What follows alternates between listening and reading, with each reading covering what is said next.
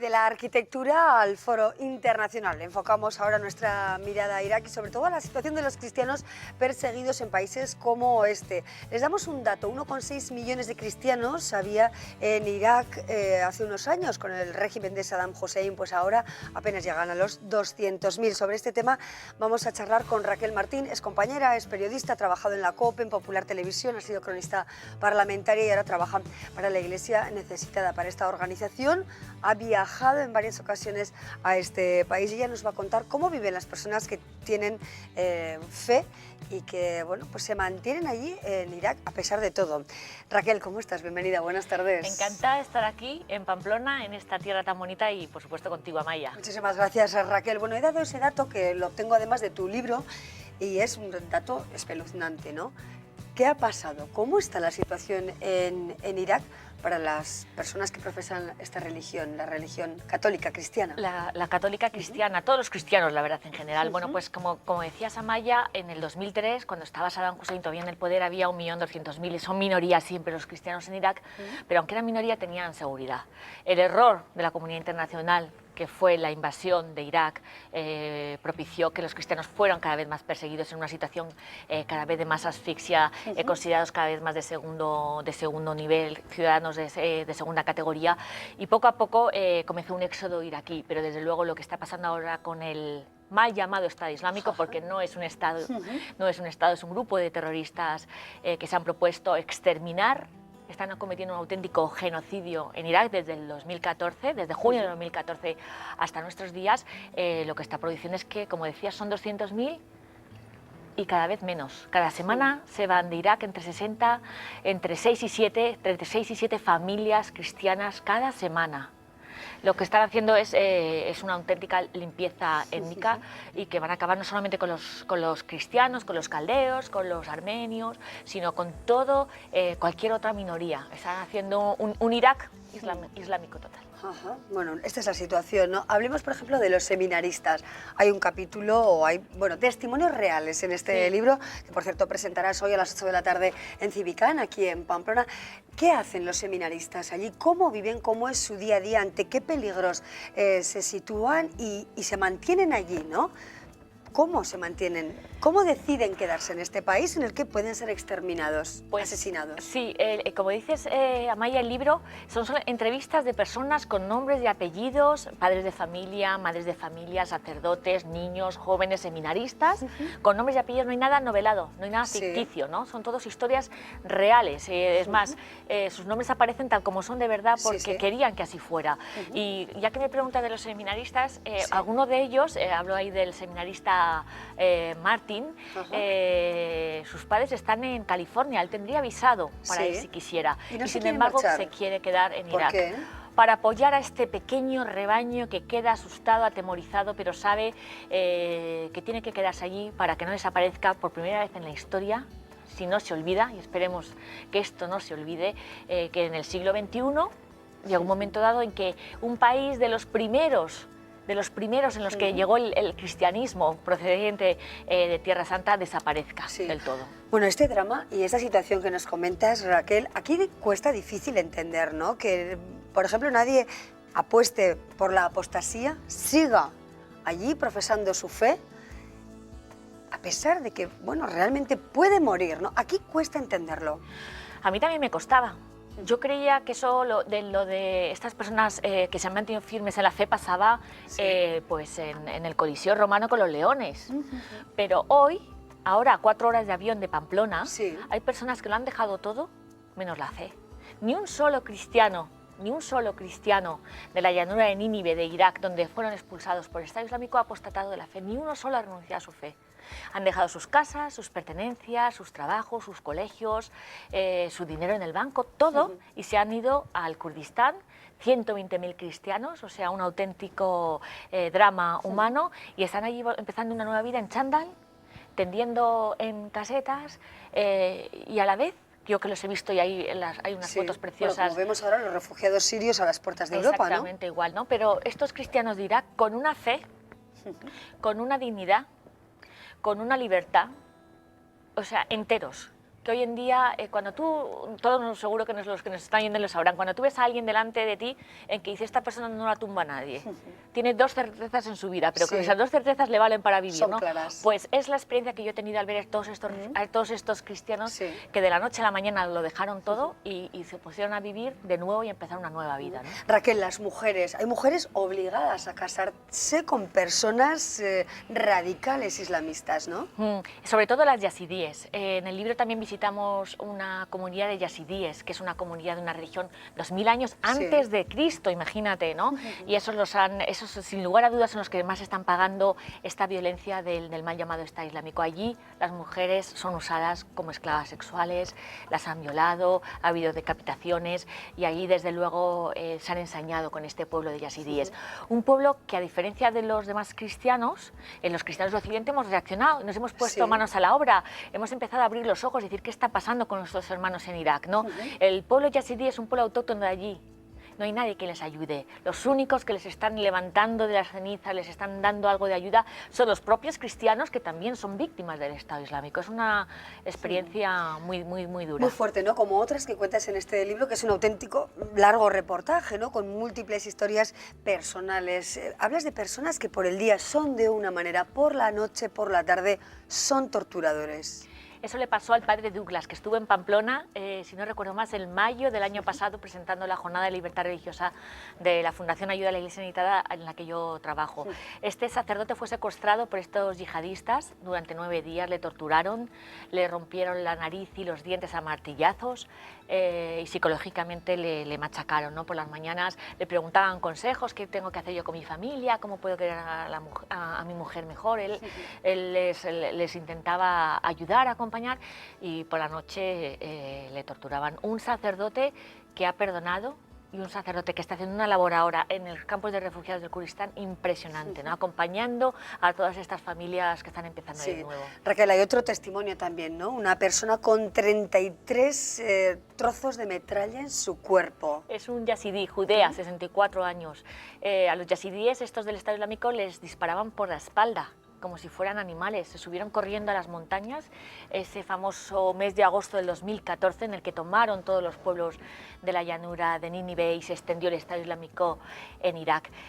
Fue espantoso. En una semana murieron 7000 yazidíes y 70 bebés.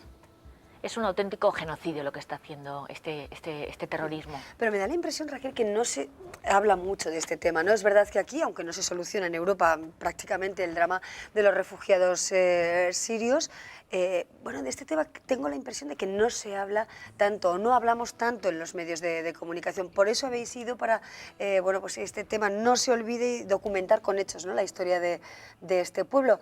¿Qué pasa? Que no nos ocupamos tanto de ello. Mira, lo que está pasando con el Estado Islámico es una gran pregunta. Habría que preguntárselo a toda la comunidad internacional. ¿Qué va a pasar, no? Porque luego ya atentan aquí en Europa y es cuando abrimos los ojos. Abrimos un poco los ojos, ¿eh? Porque tampoco hay una determinación para acabar con el Estado Islámico ni en Siria ni en Irak. Y obviamente estos terroristas están atacando a las minorías. ¿Quién defiende a los cristianos? ¿Quién defiende a estos yazidíes, de los que acabamos de hablar, que son menos de 100.000 personas, ¿no? Hoy por hoy, ¿no? Claro. ¿Y qué esperanza tienen estas personas, no? ¿Se mantienen ahí? Quizá porque la fe es algo muy fuerte, muy clave en su vida, es el centro de su vida, podríamos decir, ¿no? Que se agarran a ello. Pero realmente, ¿cómo ven la vida, no? Bueno, ¿Cómo pues se ven? Ellos quieren, los cristianos en Irak eran anteriores al Islam, es su tierra, es su país.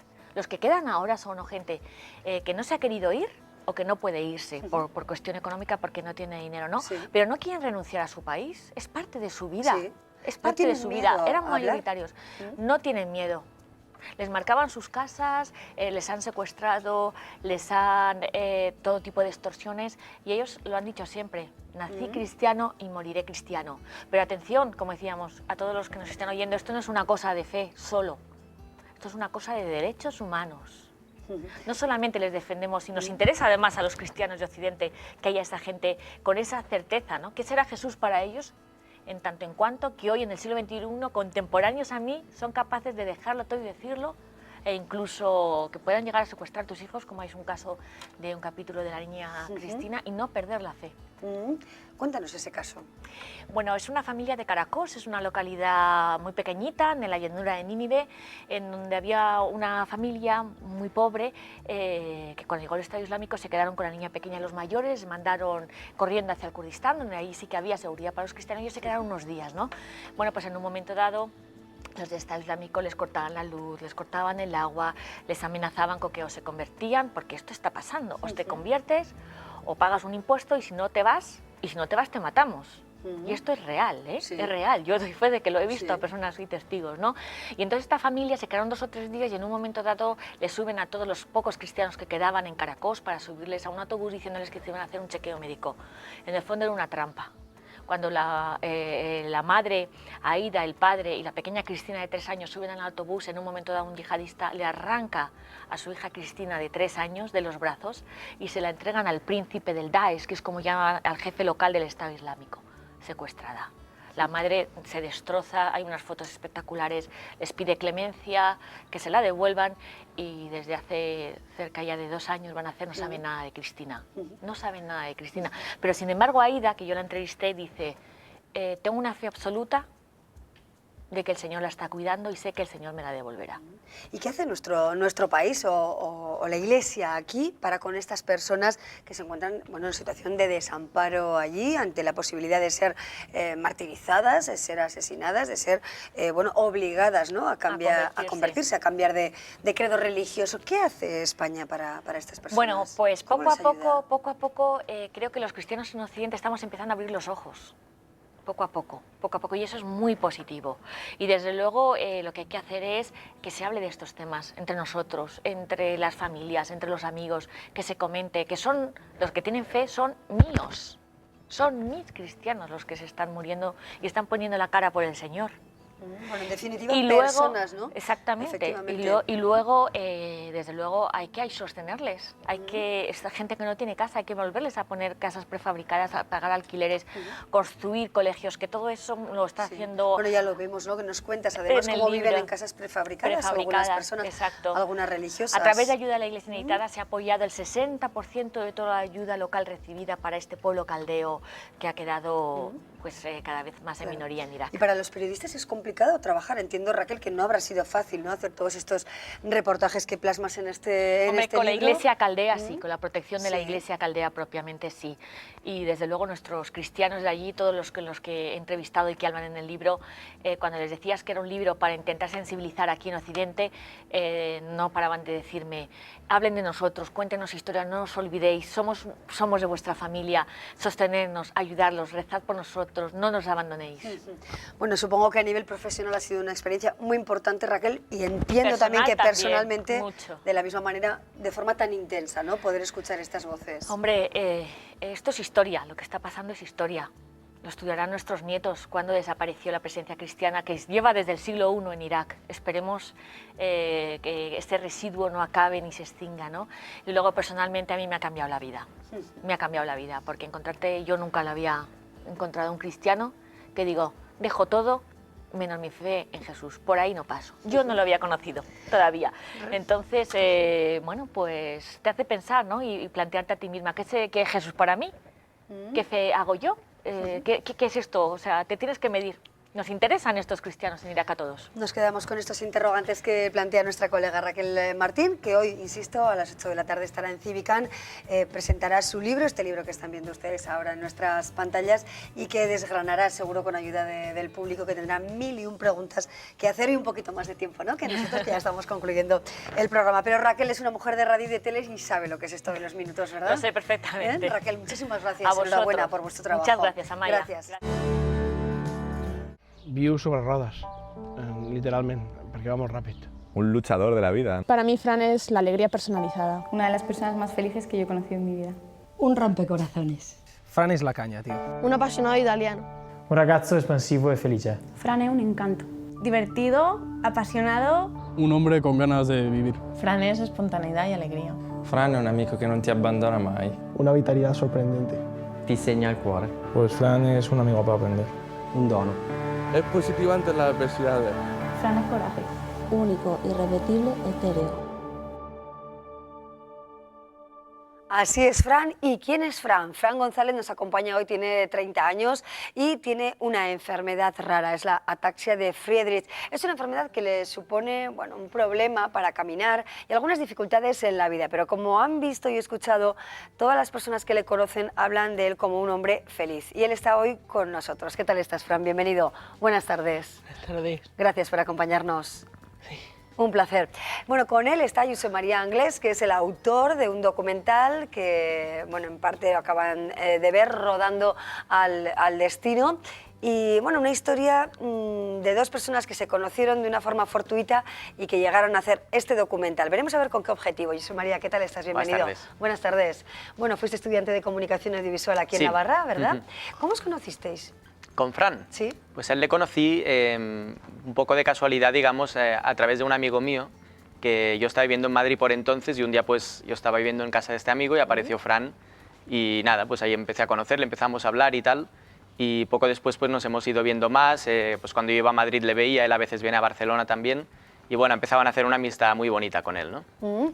¿Viste la oportunidad de rodar en cierta medida la vida de Fran o al menos recibir los testimonios de personas que conocen bien a un hombre que, pues es capaz de superar casi todas las adversidades, ¿no? Sí, o sea, en realidad la iniciativa del documental es de un amigo que no ha podido venir esta vez, que es Albert Escudem, que es de Barcelona y él es un poco el que ha dirigido el documental, ¿no? Yo he participado en temas de guión y demás. Y sí, o sea, veíamos que tenía una vida muy interesante y por cosas que nos contaba sobre su pasado, su historia y tal, pues decíamos, merecería la pena un poco meternos a bucear en esta historia, ¿no? Y poder contársela al mundo, porque consideramos que merecería la pena. Una historia, como decía, de superación y de felicidad, porque Fran, a pesar de que a partir de los 6 años aparecieron los primeros síntomas de la ataxia, que es la enfermedad que tiene, es un hombre que vive intensamente, que estudia, que tiene, un currículum impresionante, ¿no, Fran? Cuéntanos, ¿qué ha supuesto para ti tener esta enfermedad y qué quieres decir también al mundo, ¿no? Bueno, pues para mí en un principio era algo muy nocivo, yo me sentía un bicho raro porque mi cuerpo estaba cada día peor, entonces yo no lo entendía. Pero cuando ya empecé a los 19 años, 20, empecé a estudiar en la universidad, pues empecé a vivir intensamente porque, me di cuenta de que pese a estar herido por la enfermedad, podía hacer cosas como estudiar, que me gustaba mucho, hacía teatro, que me gustaba mucho, entonces pues nunca me he venido abajo en ese aspecto. No, ahora mismo, sí que es verdad que estoy triste en algunos momentos, me duele no poder hacer cosas, pero al fin y al cabo no creo que sea muy diferente a los demás. Tú has sido capaz de cursar, como me decías hace un momento, eres licenciado en Filología Hispánica, estás estudiando ahora Filología Catalana, has cursado también 3 másters, es decir, nada te impide el hecho de que tengas la movilidad reducida y algunos otros problemas de salud, nada te impide seguir adelante, ¿no? Eso es. En cuanto al estudio, pues a mí es que nunca me he tomado el estudio como una obligación, especialmente en la carrera, en la universidad. He disfrutado mucho en mi carrera porque me gusta mucho toda la lengua y literatura, entonces por eso hago tanto de filología. Y en cuanto a eso, pues una maravilla haber estudiado tanto y después, pues también haber hecho viajar, salir mucho. O sea, no soy una persona apagada. O sea, yo diría que soy un discapacitado un poco aparte. Esa es una experiencia que merece la pena ser contada y por eso precisamente os sedujo, entiendo, ¿verdad, Josep María?, esta historia para narrarla con formato imagen en un audiovisual, en el documental que hoy acercáis a Pamplona, que vais a mostrar el fin de semana aquí en Civicam, ¿verdad? Sí, hoy lo vamos a proyectar en la universidad, ¿no? En mi antigua facultad de comunicación, y luego el sábado a las 11:30 lo ponemos en Civicam en el auditorio también, que es un acto para el cual nos han ayudado desde la Asociación de Discapacitados Físicos de Navarra. Lo hemos estado organizando con ellos y nos han ayudado a encontrar el sitio, tal, y también pues quería aprovechar para mencionarlo, ¿no? Porque han estado este último mes llamándonos continuamente para que esto saliera adelante y está muy bien. Claro, Rodando al Destino, que también se ha visto en Madrid, se ha visto en Barcelona, Sí. Suscita interés. ¿Qué dice el público cuando ve, bueno, pues cómo es Fran, cómo supera la adversidad? Porque está clarísimo, ¿no? ¿Y qué dicen de él? ¿Qué dice el público? Pues mira, en general el público, lo primero que nos suelen decir muchos es, pues me ha gustado, me ha sorprendido positivamente el documental, ¿no? Y yo creo que lo dicen un poco porque un tipo de documental así a veces te esperas como una especie de, quizá de moralina, ¿no? O de crítica social, o de simplemente hablar de la enfermedad, o de pobrecito, de tal. Y en cambio este documental lo bonito que tiene es que es la historia de Fran, que de hecho es una historia inacabada, ¿no? Que él mismo lo decía un día, dice, lo que vais a ver ahora es una historia que está por terminar, ¿no?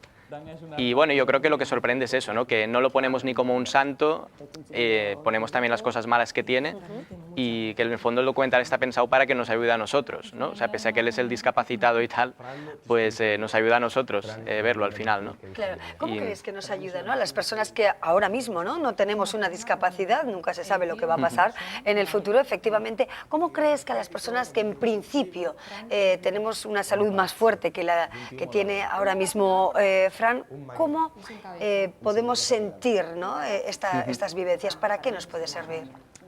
O sea, yo creo que por coger una cosa que se dice tal cual en el documental, ¿vale? Quizá el regalo más grande que nos hace Fran es cómo vive él el presente, ¿no? Porque él es consciente de que tiene una enfermedad degenerativa que pues evidentemente pues va peor y cada vez puede hacer menos cosas, será más dependiente y tal. Entonces, el hecho de vivir él con esta conciencia o sabiendo esto, pues hace que nosotros, al estar con él también, nos demos cuenta de que en el fondo, aunque tengamos salud y tal, pues también somos dependientes, ¿no? Y que muchas veces nos comemos la olla pensando en el futuro y tal, continuamente, ¿no? Y en cambio, estando con él, o sea, yo ahora estoy con él y me obligo a estar presente en lo que estoy haciendo ahora con él, ¿no? Supongo, Fran, que en más de una ocasión habrás escuchado o habrás visto miradas, bueno, pues de compasión, podríamos decirlo, ¿no? De personas que pueden decir, jo, pero ¿por qué? ¿Por qué a un hombre con tanta fuerza le ha pasado esto, ¿no? O incluso, ¿no? Habrá quien ha podido decir, qué pobre. Tú ante esas sensaciones, ¿no? Y ante esas palabras y a veces esas miradas, quizá pueden ser incómodas en algún momento, ¿qué respuesta tienes en la vida? Pues en realidad eso sucede diariamente. Siempre hay personas, al principio, bueno, digamos que te hace sentir como un pobrecito al que hay que cuidar, hay que sobreestimar y hay que dárselo todo en bandeja. Entonces, bueno, pero poco a poco, cuando me van conociendo, se dan cuenta de que yo no soy de que no gasto así. Entonces, bueno, pues una vez que me conocen, yo creo que ese es el punto, ¿no? Porque el problema de todo esto es que yo soy, o me considero, mejor dicho, un discapacitado muy aparte de la sociedad actual. Quiero decir, en la sociedad actual el discapacitado tiene un rol, un papel muy injusto. ¿Por qué? Todos intentan ponerle todo en bandeja, todo en lo más fácil, no tener que hacer muchas cosas, todo al mínimo esfuerzo. Entonces yo no quiero una vida así. Entonces pues en este documental lo hemos intentado reflejar todo eso. Y bueno, yo creo que está funcionando bastante bien. ¿Cómo ves tú, cómo crees realmente que la sociedad tiene que mirar a la discapacidad? Este error que para ti se manifiesta claramente en nuestra sociedad actual, ¿cómo habría que darle la vuelta? ¿Cómo tratar y cómo situar también en el mercado laboral y en la propia sociedad a las personas, bueno, no me gusta mucho decir discapacitadas, ¿no? Con otras capacidades? ¿Cómo sería para ti una situación ideal en este sentido? Lo he pensado muchas veces, es algo complejo, de verdad. Pero sobre todo, yo creo que tendríamos que considerar no tener los prejuicios de decir no puedo andar, ni un físico débil, por tanto, pobrecito, hay que tratarlo lo mejor posible y ponérselo todo fácil. Yo creo que eso es un prejuicio grande, entonces yo creo que eso, pues, esa clase de prejuicios los que habría que quitar de la sociedad, pero es algo con lo que nacemos ya, porque la sociedad en la que vivimos, eso no nacemos ya con esa mentalidad, entonces es algo muy difícil quitarse ese esquema. Bueno, para quiero luchar contra claro, quieres luchar contra eso, ¿no? Sí. Para eso están este tipo de trabajos también, ¿no? Con un contenido social importante y de compromiso también hacia las personas con discapacidad. Historias como la de Fran, entiendo que tienen que ser contadas, ¿no? Y que no solo se tienen que quedar en la escena íntima, sino que tienen que ser contadas, pues como en vuestro documental, porque es verdad que remueve conciencias, ¿no, José María? Sí, o sea, ya te digo que mucha gente, incluso gente que conoce a Fran y también gente que no lo conocía, pues como que le ha impactado mucho el documental, ¿sabes? Y después de la proyección nos venían y nos daban las gracias, ¿no? Por haberlo hecho y tal. De modo que sí, o sea, yo creo que remueve conciencias, pero no tanto en el sentido quizá más social, ¿no? De pues que mal tratamos a los discapacitados o que mal habilitadas están algunos sitios, ¿no? Sino en el sentido de que puede decirme la vida de Fran a mi vida, por ejemplo, ¿no? O sea, como yo, viendo a Fran, puedo vivir más feliz yo también, ¿no? Que al final también se trata de eso, un poco. Bueno, pues nos quedamos con esta reflexión de dos personas que hoy están en Pamplona, que conocen bien la ciudad, como el caso de José María, que ha estudiado aquí unos cuantos años, y de Fran, bueno, pues que no sé si ha venido aquí a dar alguna conferencia de las que da en otros lugares. ¿Te había tocado estar aquí antes o no, Fran, en Pamplona? Aquí en Pamplona está un grupo de investigación del Siglo de Oro en el que participo muy a menudo. Entonces pues vengo a Pamplona con frecuencia. ¿Sí? Sí. Bueno, pues ya estás como en casa prácticamente, ¿no? Fran González, muchísimas gracias por acompañarnos, enhorabuena por tu visión de la vida, por vivir el presente en grado máximo y mucha suerte. Gracias.